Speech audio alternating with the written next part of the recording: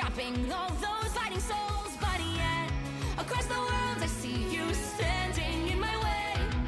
And remember the time, the place we used to fight, like the sun and moon. And I wonder if ever there was a time that we were friends. The night has fallen, shadows looming, and yes, that time has come for me to seek you out. We are set now for our last reunion. Break the chains, find your way, come find me.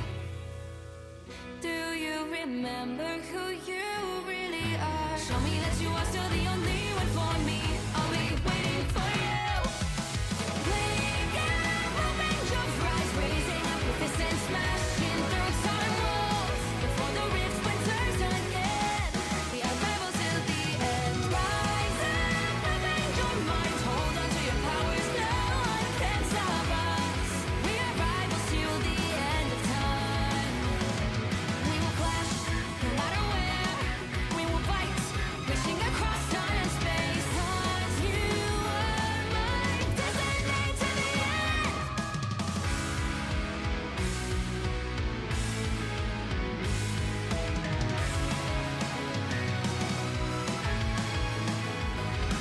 Do you see the dawn, the flames burning brightly, shining on those memories? And yes, across all time I see you turning the tides. And do you see now our time, our turn? We can still fight like the wind and fire. And wonder no more that now is the only time your heart is mine.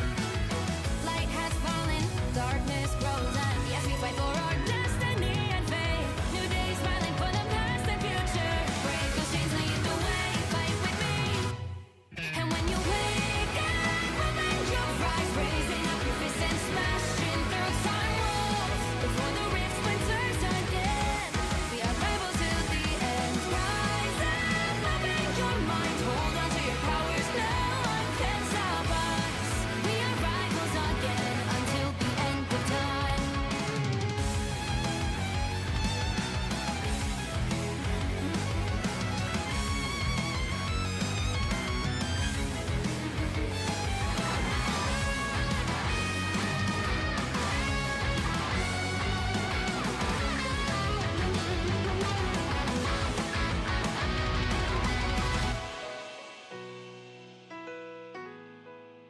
Show me that you are still the only one that matters for me.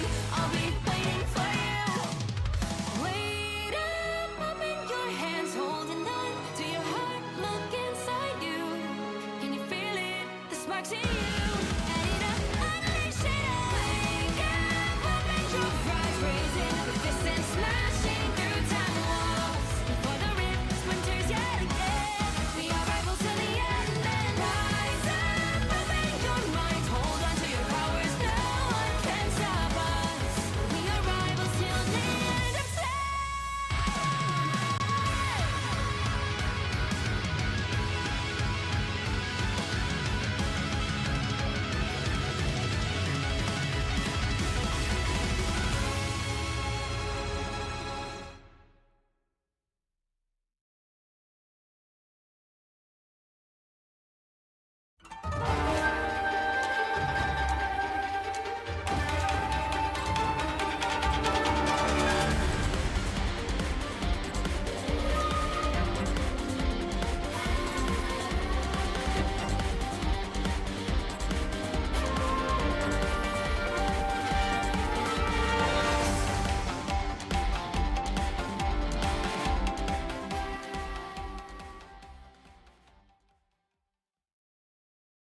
Welcome everyone to the second ever episode of Rival and Rants. This is the kind of emergency ignition broadcast that we have here. I'm Vaudable, your host, alongside RDIRL on the other side of things. But we have two amazing people from the Marvel Rivals team, adalynx and Valentina. Why don't you all introduce yourself for those who might not be as familiar with you and what you've done in the scene, starting with Ada. I am a T1 coach. I coached NTMR before in the MRI and MRC. To pretty solid placements. I've been a pretty consistent top 500, high top 500 player since beta. And I love the game. I love the scene. I love competition and bringing the best that I possibly can to the scene. Yeah. And Valentina, what about yourself? Hi everyone. I'm Valentina. I'm also known as Valentina Eve.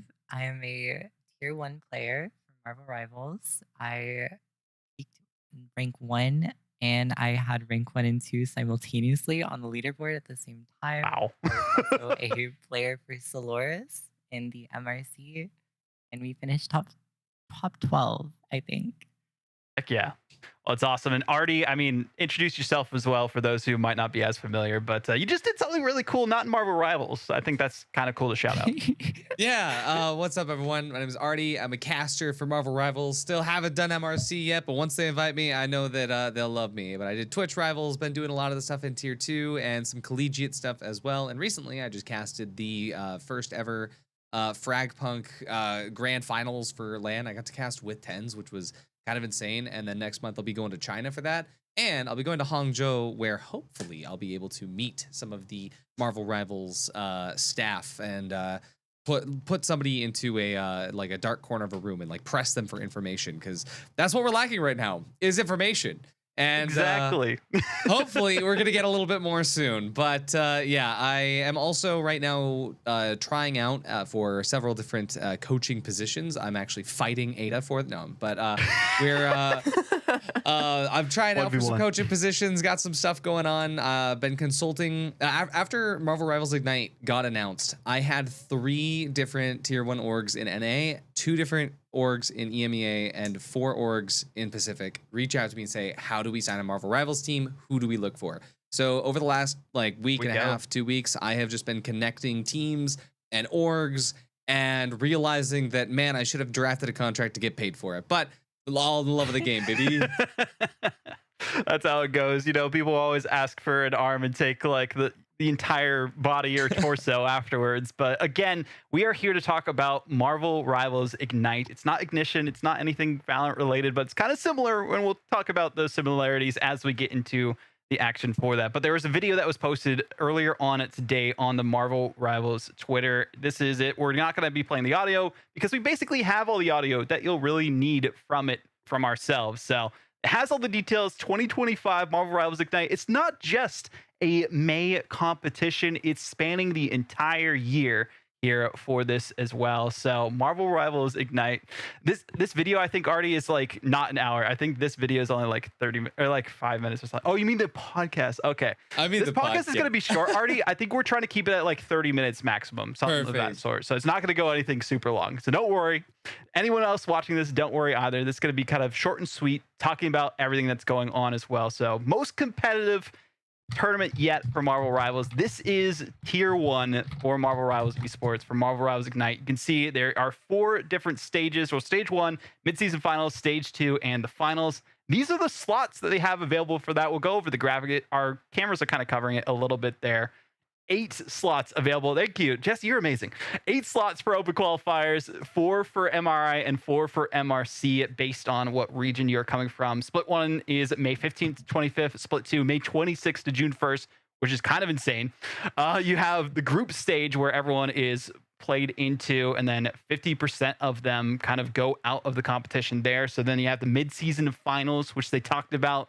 $500,000 will be for that. Ignite stage 2 in August to October, and then the actual finals for it will be in November. So they have multiple qualifiers, they have multiple stages, and a grand finals where they said it's going to be $1 million grand finals, which is just kind of insane. Group stage to playoffs to grand finals.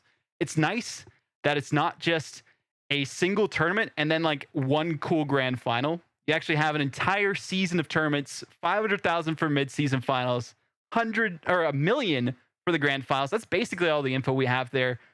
Artie, let's start with you. What are your thoughts on this? It is insane that we have this level of competition already, because it came out of absolutely nowhere. And yeah. I think that the most shocking thing isn't the amount of money. It isn't the amount of teams or like slots that are already granted. It's the fact that it starts next week and all of these orgs didn't even hear about it until like 10 days ago. So roster locks are on the 15th, and it is nuts. Everybody is trying to get a team signed. All the unsigned teams are trying to get into an org now. And I am a little bit torn on the fact that we have the midseason finals and then stage 2 just feeds directly into champs. I feel like we could have done finals for both stages, but I don't know. I kind of vibe with the condensed format because it means more esports.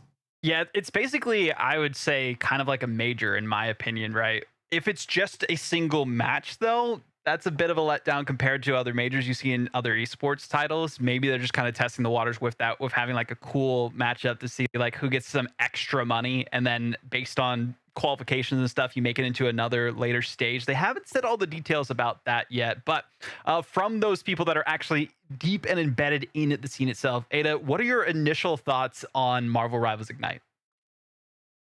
I mean, this is absolutely the biggest thing to come to Marvel Rivals yet. I can tell you very confidently the T1 scene is scrambling. From the day that was announced, my DMs exploded. And then I exploded everybody else's DMs with. I even hit your DMs up because there's an org that messaged me. I'm like, ah. Yeah, I mean, I was definitely in a bit of a rush as soon as this came out. I was like, oh my god, I gotta lock my roster now. I gotta lock my players. I gotta find them a home, find them some support. Get us into this. Get us as far as we can go. Which I believe with my roster that I'm very confident in is going to go far. Oh yeah, it's going to be so exciting to see the competition, see how far you and your team goes as well. And speaking of that team, Valentina also working with Ada, coming up with a new roster and everything of that sort. You don't have to tell details about that, but just talk about how crazy the process for you has been, because I've seen you kind of like go from roster to roster to different teams, and now you're here with Ada on a new team that's coming up that will eventually be announced once the actual competition starts. It's got to be nerve-wracking to be a top player at this level of the game when something like this drops. I definitely was like very like ecstatic when I first saw the announcement, because it was something that was just so big, not only for like me, but also for just everyone else in the community. And when the Ignite got announced, I'm pretty sure I got like 9 offers in total from like 9 different teams. That's insane. And That's it was insane. like an insane, it was so overwhelming for me, but I was so glad. It's my whole reason as to why I really wanted to be here, is because I wanted to be representation for people like me. So like when I do compete in Ignite, and eventually when I win, I want to be able to put more people like me up there. I want to have representation for all of us. Heck yeah. That's what we love to hear. And I know, Artie, you probably have some like thoughts about that as well. When you were talking about the different organizations that have just been like hitting your DMs up and trying to like see if there's other rosters that are looking for people out there. This is just a whirlwind of greatness, but also stress for a lot of people out there. Yeah, I mean, there's orgs that have been talking to me about like, hey, what are the offers that are out there? What are the prices? What's the average price for players? And so, being able to talk to a lot of different orgs, managers, and be like, hey, what's the what is this? And I'm able to get all those numbers. I'm in a lucky position for that. But at the same time, a lot of these orgs are like, they're not expecting $10,000 a month, like as like out of nowhere, right? And so they want to do it. They want, because the prize is amazing, and the ability to get noticed on this level immediately from picking up a cracked roster, it is amazing. But you've got like 2 different types of orgs out there. The most common type of org is like, hey, who is this team? Like, can we pick them up really easily? And then the other one is like, hey, who is the best team that's out there? We have infinite money. I won't say exactly. I mean, we can all kind of think of what those organizations would be, right? Yeah. We've known that org, or those couple of orgs that are in other scenes, Apex, but even then, there's a lot of different rosters out there. I mean, I'm from the Rocket League scene personally. I've just got done adminning RLCS while this information dropped. And like, man, so many different orgs in that don't even have a presence in Marvel Rivals, and potential for a lot of new organizations or really well-known orgs to pick up teams out there. But before we get into any more of the org talk, let's go directly through the post that's on marvelrivals.com/match, and then there's a bunch of numbers, so Sorry. But this is the Ignite 2025 Stage 1 Open Qualifiers, a season full of opportunities. And that's what this whole tournament's about, different opportunities that are available for these teams. So again, saying it's launching an exciting tournament this May, but let's talk about these Open Qualifiers, MRC and MRI. We'll talk specifically about who we think or kind of know is already qualified, but 8 qualifier slots here. We were talking about this before we actually went live. Ada, seems like a lot for this kind of a competition. Yeah. I mean, we were expecting from info that's just been floating around the scene for a bit, things travel through the grapevine. Top players love to gossip, whether that's in ranked or DMs. It happens. We thought there was going to be four slots out of the top 4. So it was going to be 4 for MRI, 4 for MRC, and then 4 for open quals. And already we were like, that is nothing. If the teams that we thought got into the invited stage did get into the invited stage, we were like, that is, I mean, if you don't get in. A lot of chances. Yeah. And then it came out to 8, and we're like, okay, so we're in. So, and then there's also going to be some teams that I don't believe will. Lambs to the slaughter, we'll call them. Yeah, there's gonna be like those random like lucky teams that just have like one series win because a map goes their way, because I'm assuming they're still gonna do randomized maps for whatever reason for this level of competition. Please stop doing that in modes. So we'll see if they do anything of that sort. But yeah, there's so much potential for teams to qualify. 8 spots is a lot, especially for almost every region. I know for China, Asia, and OC, it says 6, and then Americas and EMEA, it says 8. So it is a little different for those other regions. But as you can see, Americas and EMEA, probably the most competitive in terms of competition there. For MRI slots, it looks like for China, Asia, and OCE, there's only 2 slots for those. They also had a smaller MRI, which makes sense why there would be less teams from that. And then 4 slots for everyone from MRC, which I think is a solid way to do things. We'll talk more about specifics on the teams, but I do want to drop this here now that people don't know. This was confirmed by a source of mine. I'm not saying names, but essentially they went based on this graphic for 4 teams from MRC, then 4 teams from MRI. If it was the other way around, we would have had completely different teams qualified for this competition, because, a lot of those teams who did well in MRI pretty much did good in MRC, but there's also some teams who didn't play in MRC, Envy, that played in MRI and did pretty decently themselves. So it's like interesting way that they came up with this, Artie. I mean, what are your thoughts on the order of operations they chose for qualification there? This is all alleged, but this is what we've been told. Yeah, right. And that's kind of the question I asked you this morning, was before we knew any of it, was, hey, which is like seated higher prio, right? And I don't know. I feel like it, in some senses, it's just very arbitrary, right? It's a lot of it should be based off of merit of the teams, and that's why they want to be like, the teams that have already done so much, they should be rewarded for that. That's fantastic. But you start to look at some other regions, you start to look at like the smaller regions and like teams that are areas that don't have as much representation, but there's a lot of weirdness that goes on. I'm not gonna like say names or like call people out or call teams out, but there are teams, for example, that competed in both Oceania MRC and Asia MRC under different accounts and different names, because you just need to sign up with your Marvel Rivals account into the thing and nobody checks. And there's a lot of stuff that like some teams got qualled and then they are potentially, allegedly, possibly competing with completely different rosters of people that didn't actually reach those levels of competition. And this is not NA. Like that didn't happen in NA, that didn't happen in EMEA, but China, Asia, Oceania, those are all still valid regions as well. And I am worried about the competitive integrity of people that are competing on that side of things. I think that there's a lot of like, opaque glass between it, and especially behind the scenes, there's a lot of like, hey, people don't really know about it, so it's fine. But I'm just so curious as to how they came up with this like kind of arbitrary set of like, this is how everyone is in. Yeah, it is very interesting to think about that too. Also, we'll go through the graphics here in just a second. It's a little confusing on how like the splits specifically work and how that's going to be split up as well. So thankfully they do explain it a decent amount, but I feel like this is just me venting for a second. This is what the rant part of Rivals and Rants is. Marvel Rivals, you do some weird things with your organization for esports tournaments that make it a lot more complicated than it needs to be. If you explain things in like actual like videos on like this is how exactly the qualification works for these teams, it's going to be like 4 out of 6 players on the main roster that hold the slots, things of that sort.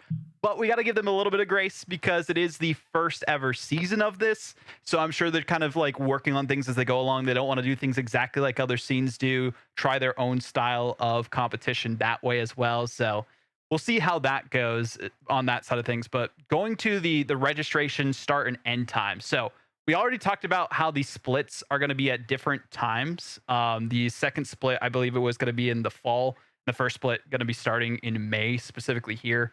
The registration and open qualifiers for those are both in May. Am I correct on that, Artie? So open qualifiers for stage 1 is the May 21st until May 25th, looking just at the calendar. Yeah. And then open stage 2 is qualifiers also for split like 2 is the week after. Yeah. And why, if split 2 is happening in August, is the qualifier in May? Like, that's my question here. I think it's because of the timing with MRC for season 2. I feel like that has to be it. Okay. Because we know that they're still going to have the same qualifying slots, but who knows? Like, 'cause there's also 8 slots are from stage 1 people that didn't win. So I don't know. It's confusing. They kind of explained a lot, but it made more questions than answers. Exactly. Here's a question I have for you, Valentina. So in terms of priority, there's going to be people playing in Ignite that these qualifiers are in May, and then immediately after there's MRC, and supposedly maybe we'll see for split 2 qualifications people can get in from MRC season 2. We don't know that yet. But at least in terms of levels of interest from orgs and teams, I feel like some people might not even play in MRC. Do you think there might be a vibe of that sort where people just solely focus on Ignite and then just train for the next split of competition afterwards? I definitely think a lot of teams are going to be focusing on Ignite just because Ignite's going to have probably the most viewership, and it also obviously has a bigger prize pool. I wouldn't be surprised if a lot of teams went out of their way and just completely disregarded MRC and just purely focused on the MRI. But Yeah. I don't know. I think like it could go either way. I honestly wouldn't be able to tell. I think any competition's good competition, and it's basically like there's 2 different tiers, but they're still trying to figure out the like exact scheduling that they're looking for that. And speaking of that scheduling, I mean, Ada, this has got to be a nightmare for you as like a team head trying to like corral your team together, be like, okay, we got to register for this event by this date, this event by this date, make sure that we have time for different scrims and tournaments. I mean, talk to me about that just crazy process that's going on right now. I mean, it was a lot worse before we locked our roster in. I mean, going between trials and trying to figure out like, okay, I need to make a decision by this deadline. The org wants this deadline. Contracts by this point, agreements here, there, scrims, and then there was another thing that went on with us in particular that was a little bit of a nightmare. But I think I'm through the worst of it, and then we're gonna get to the next level of hell, you know? Yeah. and get into MRC and MRI scheduling, which is gonna be a ton of fun, I'm sure. But you know, when your players are being paid, you can tell people to be there at a certain time, and they will have to be there, which is beautiful. Yep. Exactly. Beautiful that I can just give people a time and say, you're being paid, you have to be there. It's not like Rocket League sometimes where people sleep in and miss qualification matches for professional players out there. I mean, there's probably still people that do that in Marvel Rivals, but I'm just calling out people I know. I know of a couple events personally. Yeah, I've never had any scrims go over because people slept in for 15 minutes. No. Meanwhile, sleeping in, it's already past like noon in their time zone, and they're just like asleep because they scrimmed until like 3 a.m. or something like that. Sometimes 5 a.m. because they're just gamer hours, you know. Or streamed. Or that too, yeah. Stream until 12 a.m. Yeah, yeah, that's not Absolutely. good. I see Scattered Genji tagging someone. I wonder if they are also guilty for that. But anyway, Hold on. Who are they tagging? They're tagging only things tagging. We're calling out. We're calling out. Yeah. But yeah, so we have the open qualifiers.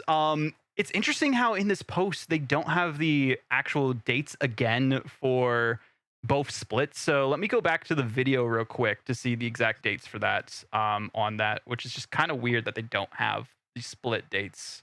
I know they have like the registration, they have the open qualifiers, but they're missing like the exact date for when the splits are. Like what? That whole last conversation, I was scouring and like control Fing and all the pages, could not find anything. Okay, so May to July is Ignite Stage 1, and then August to October. Thank you, Jesse, for going back to the video for this, so I didn't have to go and scramble and find it. Yeah, it's in the video, but it's not in the post. Like, but no dates. What are you doing here?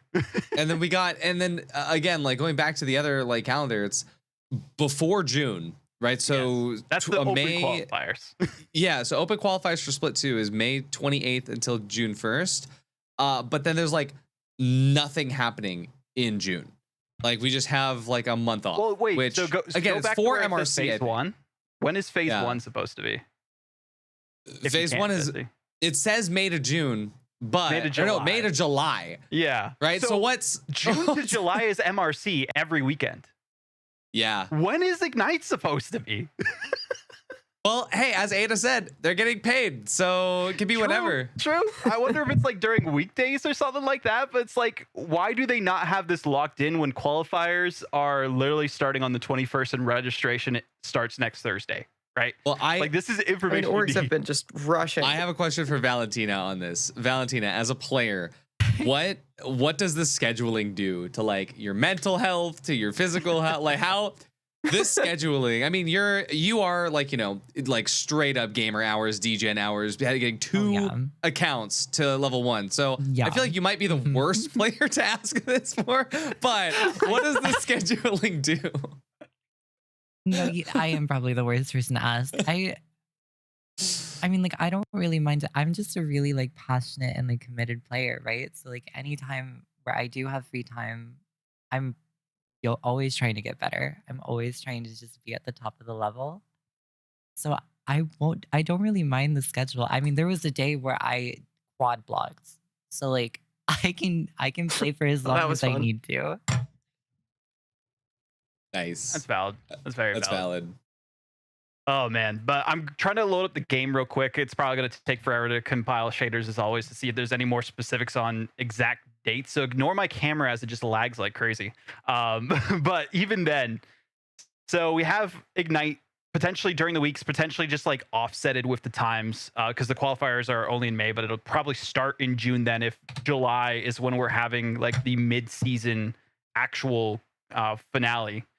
They said it was the executive producer or like the producer of Marvel Rivals on Twitter when Ignite initially announced said that there would be a hybrid format. I'm assuming that the mid-season and the grand finals is going to be in some sort of like show match LAN. I wish that they had confirmation if there was a playoff portion on LAN because that would be amazing to have like either studio or like a live audience be able to watch these matches and have the international competition be there as well. I mean, I do believe I can offer a little bit of insight into that. It is the belief of everybody in the scene that there will be a LAN grand finals and playoffs. Okay, playoffs. That's the one thing I wanted to make sure because it's some like, kind of thing there needs like that. to be playoff at least where all of the different international squads that made it to those playoffs can compete against each other and face off against. I don't know about competing against each other. Okay, so it might just only be like it's just. Oh, so region specific. It's region locked. Okay, I believe, yeah. You know, that is a lot cheaper to do, I will say, for a first season for Marvel Rivals. Again, hopefully next year they do an actual like major event for every international team playing against each other. I know I keep going back to Rocket League because that's what I'm familiar with, and I'm an admin for the RLCS over there. The way that they're doing like their 1v1 tournament is they essentially have like 4 different regions face off against their own regions, and then at the major they have like a show match for the top like 1v1 player from EU and the top 1v1 player from South America, something of that sort.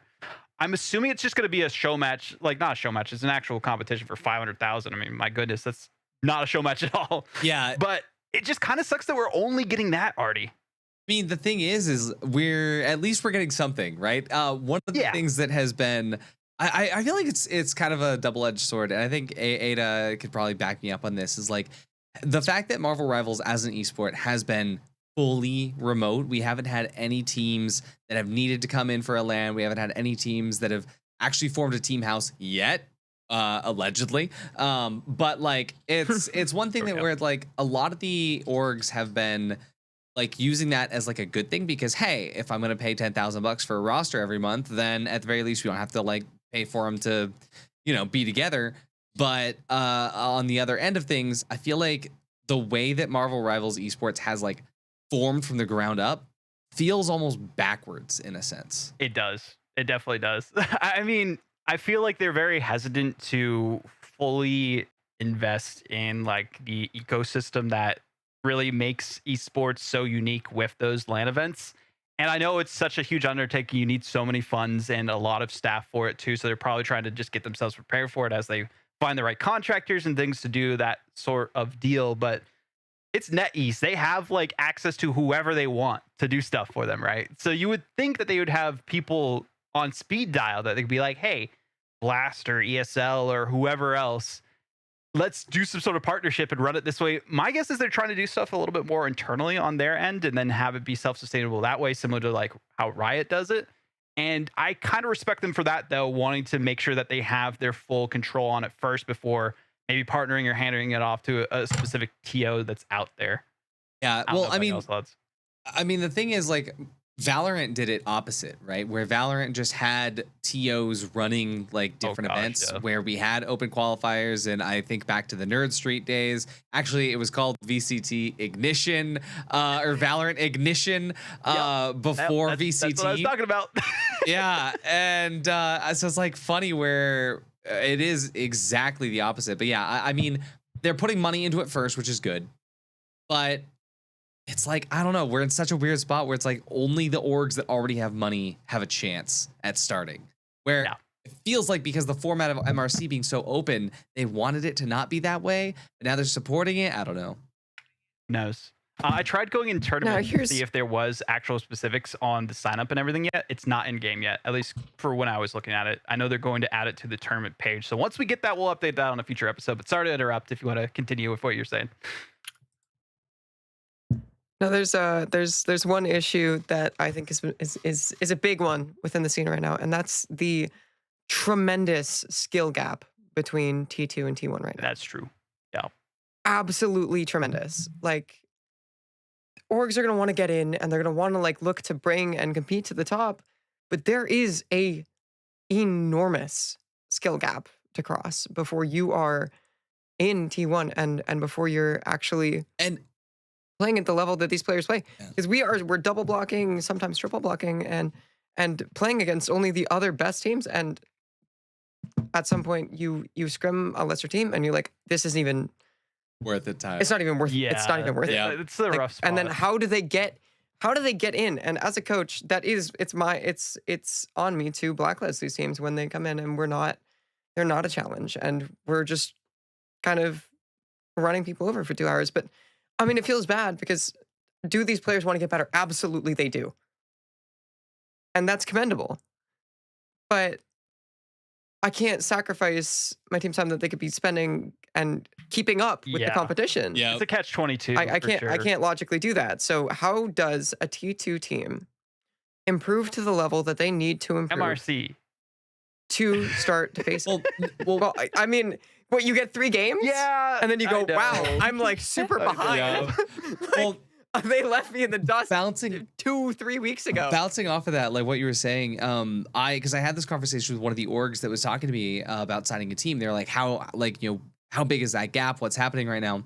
And I told them it's kind of a byproduct of what some of these teams are kind of going through right now, where you've got teams that are unsigned, but they have a full roster of staff on the back end. They like teams will come with a head coach and come with an assistant coach and a manager and all the stuff tied into them. And on one hand, some teams that are at that level, it makes it harder for them to get signed because an org doesn't want to have all of that extra stuff. They just want the players, and then they'll have their own coach. They'll have their own manager they want to put in.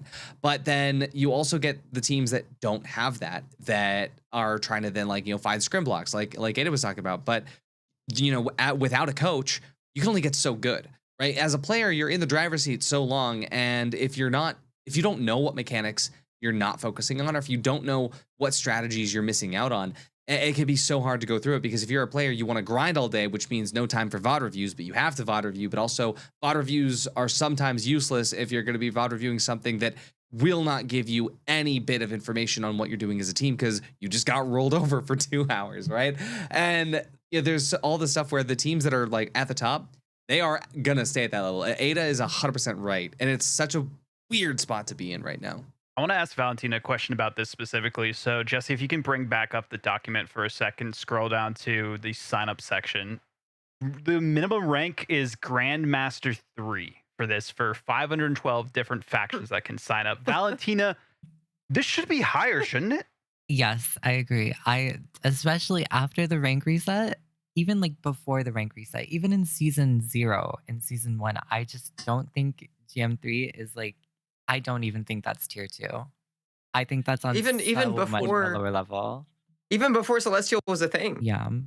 Like it's just like, I think what I consider high elo, even like in like this season, I think it's like anywhere from not even like top 500. I think anyone above maybe 300, maybe even 200. I think there's just such a 1000% big agreed. skill gap between I like think all that- of the ranks. I think that there's a world where Eternity players are T2, just depending on how much you're scrimming and how much you're not, like, you know, actively grinding. Kind of like Valorant, where it's like you have a lot of pros that are like bottom of Immortal just because they're not grinding ranked. And for Valorant, you have to be. For this game, kind of the same way. Everyone's always grinding. But yeah, I think GM3 is nowhere near. I don't even think it's tier 3. Like, I don't think, like, I know that because I hit GM and I don't play. I'm a career coach and caster. I don't play the game. How come I can hit that, right? Yeah, It's it was like one of the most inflated ranks that they showed, specifically at the end of season 1. I think it was like so many people more than there was in Plat were GM, which is just not how things should work. Even with the rank reset, there's still been inflation and things of that sort. But what I want to talk about now for our last like 10 minutes or so is the teams that are pseudo confirmed based on what we were talking about before. So again, as a reminder for those who might just be tuning in, it's MRC first, then MRI for qualifications into at least stage 1, not for stage 2 specifically. So this is just stage 1 qualifiers for Ignite. Split 2, I don't know if that's included in stage 1. It sounds like it is. We'll see on specifics on that. But this is kind of like what we know so far.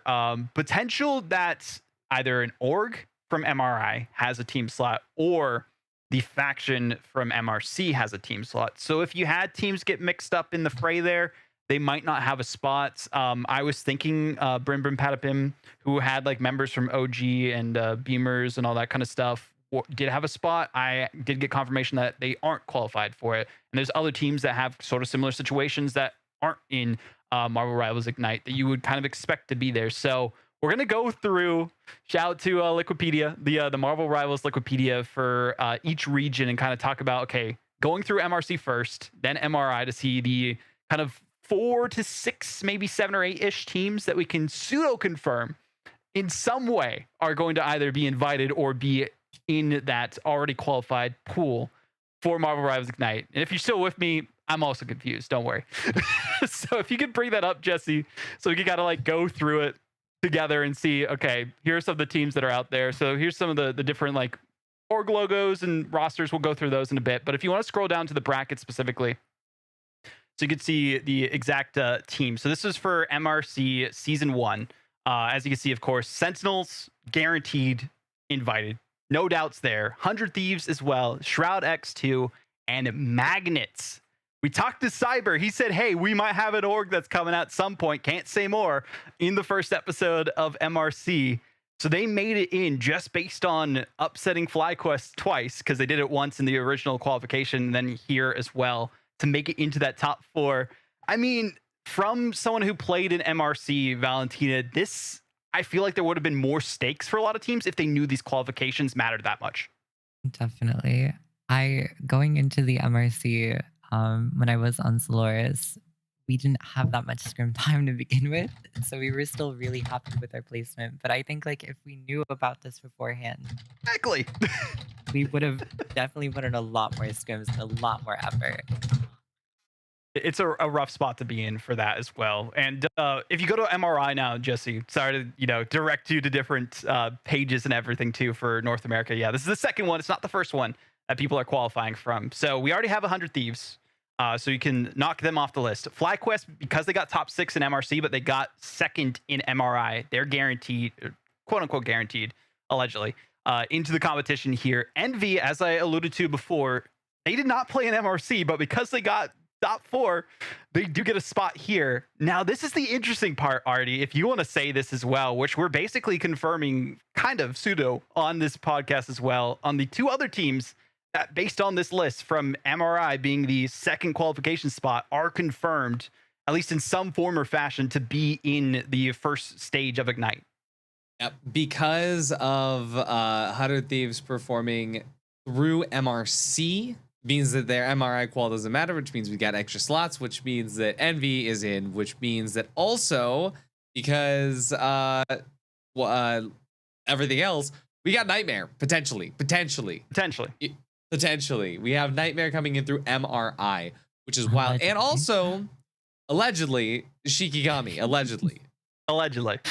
There's it's weird. It's weird. There's a lot of things going around, and there's the potentiality of another slot floating. That's right kind of now crazy too. that we don't know. So I'm like, okay, does that go to Rad Esports then, or does it go to an MRC team in that fashion? Well, I mean, there's some teams in the scene that just don't have anybody right now. And that's the crazy part too. And who owns those slots? I looked through the rules. I scoured them, Controlled F as well, just to try and see if we could find specific instances of stating exactly how the qualification works for MRC and MRI. They do not have that there. Of course, they probably want it to leave it to their discretion, but I think that's something you kind of need to spell out so teams aren't just left waiting on, like, do we have a spot or not? I'm just so upset that they announced this on Friday, because my original source said that this announcement was going to go out on Wednesday. And so I was like so excited for Wednesday. They usually do. But yeah, right. And so, but then it got delayed because the video, it was the voiceover was the reason it got delayed. And so Shout out voiceovers. Shout out voiceover. So now it came out on Friday.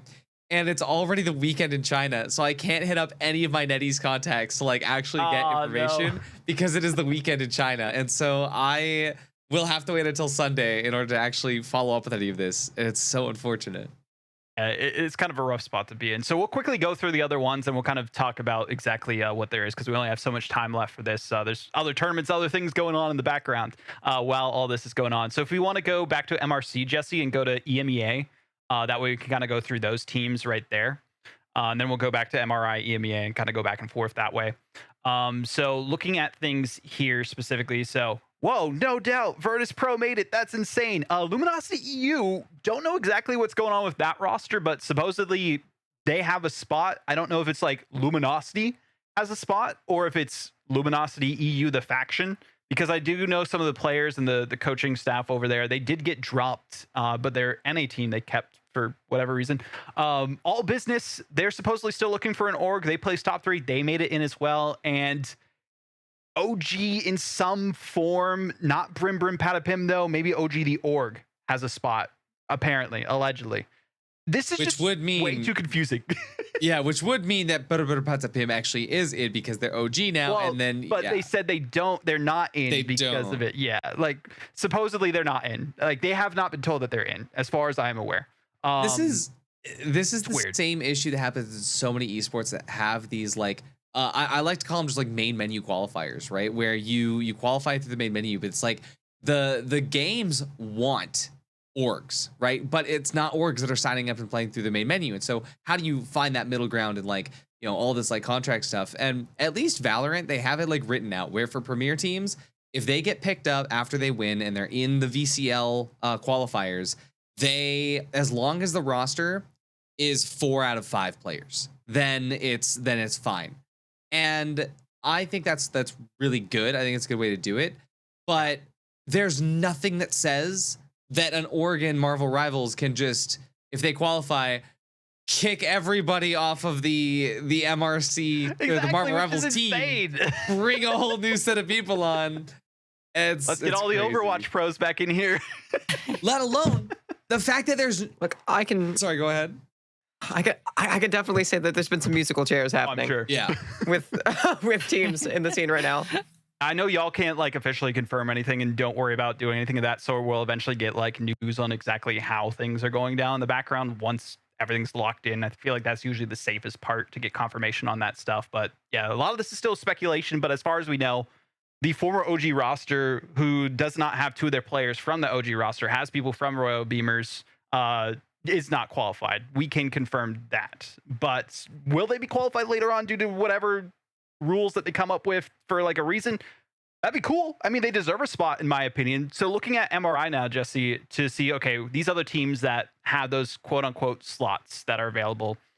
You have, so Verse Pro already went in, OG already in, Fnatic.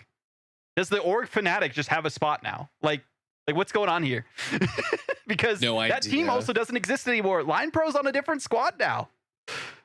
Yeah, there's some. I mean, also, I think Asia is probably one of the best places to talk about this as well, because you look at MRC, right, and Gen G Academy is like up the top, but then Gen G has signed a roster that is not Gen G Academy, because as someone that worked there, they're two different like entities entirely, but they're the same organization, and so they're so disjointed. But then now, are they gonna have two rosters in? But no, there's no way, right? There's not gonna be Gen G versus Gen G Academy grand finals. But Exactly. like, I don't know what's happening. Nobody knows what's happening. It's fantastic. So let's quickly speed through this as Gotta well. Sorry, because Artie's got to go in a couple minutes too. So Team Peps and Ecstatic very likely to have some sort of formation of that has qualification spots now, because Virtus Pro and OG and Luminosity also made it in. Don't know what that last team is going to be. Will it be Twisted Minds? I don't even know if that roster exists anymore. It's kind of crazy to think about that, but Jesse, while we're talking, if you want to just kind of like go through both China and Asia, and I think OCE, just so we can kind of like show the teams that are out there. Yeah, so China, or for MRC specifically, sorry, because we got to keep going back and forth because of this crazy qualification thing. So there's Taeyun Gaming, OUG, Nova Esports, and Uwu FPS, shout out, that makes it in. To that as well. Going to MRI for them too. For I think this is China, if I'm not mistaken. For them too, yeah. They had their own qualification that you could not watch in the actual game itself. OUG's already in, eHome, Uwu's already in, Nova's already in, so that Taeyun's already in, I believe. So that'd be SLZZ and one of the other teams out there. Maybe LGD Gaming, maybe FL Esports. Maybe they'll play some sort of qualifying match for an invite spot. Who knows? But we can talk about the rest of them as you're going through it. Just back to MRC, then to MRI. Was it Ada or Valentina who had something that you were trying to bring up? Sorry. Oh, I was just gonna say, like, my goat Zune, JT3, XCI. Oh, they clear Asia. There we go. There we go. Clear Asia. My goats. Gotta love it. Looking at, so it's not Gen G Academy. That's just the team name that they went by, apparently, and their faction name. They also changed their name later on of their faction. I forget what the exact name is, but they're in for Asia. Uprise, XOXO01, and Legit L. And then on the other side of things for Asia, there's a couple other ones from MRI too. I believe it's only two for Asia for MRI for that, because they only had like a couple of teams. Yeah, they only had that many teams, so it would be maybe NLE, but NLE doesn't exist anymore. They had different rosters that were on the other. It's way too confusing, Artie. I wouldn't have had it any other way for Marvel Rivals Esports. I mean, the best part about it, let's all be honest, it is one of the most easy, fun to watch esports. Like, it is so easy to just get into it and understand what's going on. Bronze players can watch and be like, hey, I get what this team is doing, and that is fantastic. The moment that you get to the paperwork side of things and the org side of things, I would consider myself like, I would say top 500 in terms of being able to understand and do this stuff. On the org side of things, I'm lost. And so that's why it is the funniest like situation for all this to be in. Yeah, it's very confusing. There's so much stuff going on. If you want to just go to OCE real quick, Jesse, I don't think they had an MRC, but they do have an MRI, if I'm not mistaken, there, because it was kind of combined for Asia. So that's also another confusing thing on like how things are going to go with that. But Kenga Esports, we got to see Fury, Platinum Star, and probably Austin. And I guess, well, I think they only had two. So Kenga Esports and Platinum Star from those as well.